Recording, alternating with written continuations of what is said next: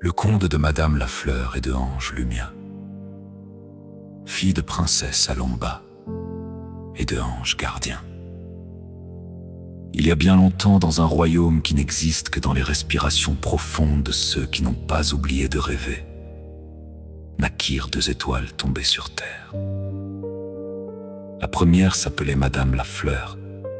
Elle naquit dans le jardin suspendu de sa mère, princesse Alomba, là où les fleurs poussaient sur les nuages et où chaque pétale gardait la mémoire d'une larme essuyée. Madame Lafleur avait la peau couleur d'aube et les yeux d'une forêt après la pluie. Elle portait en elle la douceur des choses fragiles qui refusent de mourir. La seconde s'appelait Ange Lumia. Elle descendit du souffle de sa mère Ange gardien, celle dont les ailes portaient le poids des prières muettes du monde. Lumia n'avait pas de corps. Elle était lumière tissée de sons. Quand elle chantait, les rivières changeaient de cours pour l'écouter. Elles étaient sœurs, l'une enracinée, l'autre ailée, et ensemble, elles étaient complètes. Un jour, le royaume fut frappé par le silence noir, une brume venue des profondeurs nourrie par les haines murmurées, les trahisons chuchotées, les guerres que chacun mène contre soi-même.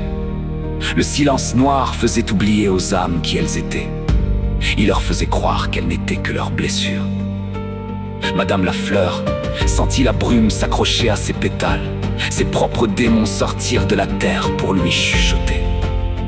Tu es trop sensible, tu es trop forte, tu ne seras jamais aimée telle que tu es. Et ceux qui la voyaient briller la haïrent spirituellement et charnellement, car sa lumière appelait à leurs ombres ce qu'elles refusaient de regarder. Elle aurait pu se flétrir, mais elle se souvint d'une loi ancienne que sa mère, princesse Alomba, lui avait murmuré.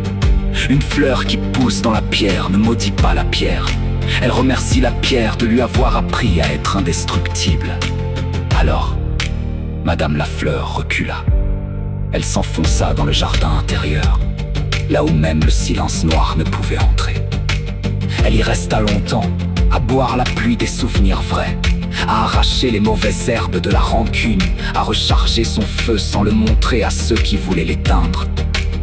Pendant ce temps, Ange Lumia fendait les cieux. Elle chantait pour les âmes perdues, mais plus elle chantait, plus elle comprenait que certaines oreilles ne s'ouvrent que quand le cœur cesse de se défendre. Elle descendit vers sa sœur et posa sa main de lumière sur son front. Madame Lafleur, dit-elle d'une voix qui faisait vibrer les étoiles, tu n'es pas en guerre contre le monde. Tu es en alliance avec ton destin. Tes démons ne sont pas là pour te briser. Ce sont les jardiniers sévères qui taillent ce qui doit mourir pour que ce qui est vrai fleurisse. Et ceux qui te haïssent, ils saillissent la part de toi qui refuse de plier. Bénis-les, puis laisse-les partir. Ils ne sont pas ton peuple. Madame Lafleur pleura, et ses larmes au contact de la lumière de Ange Lumia devinrent roses et d'or. Quand elle ressortit du jardin, elle n'était plus seulement fleur. Elle était devenue guerrière, sirène, guerrière, parce qu'elle avait appris à protéger son feu sans s'épuiser à le prouver. Sirène, parce que sa voix, née dans la profondeur, pouvait appeler les âmes vraies à travers n'importe quel océan de mensonges.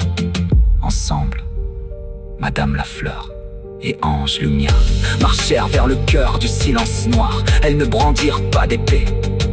Madame Lafleur planta ses racines dans la terre maudite et fit fleurir un jardin de mémoire.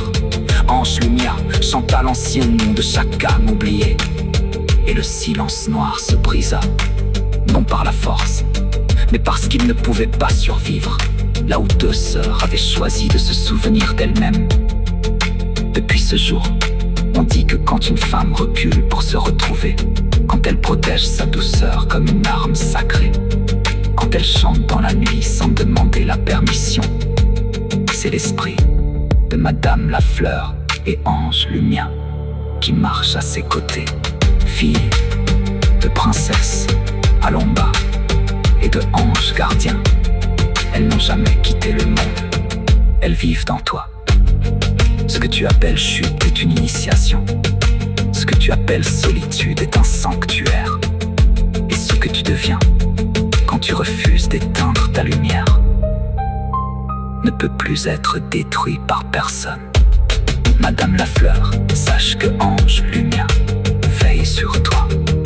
Et toi, tu es déjà digne.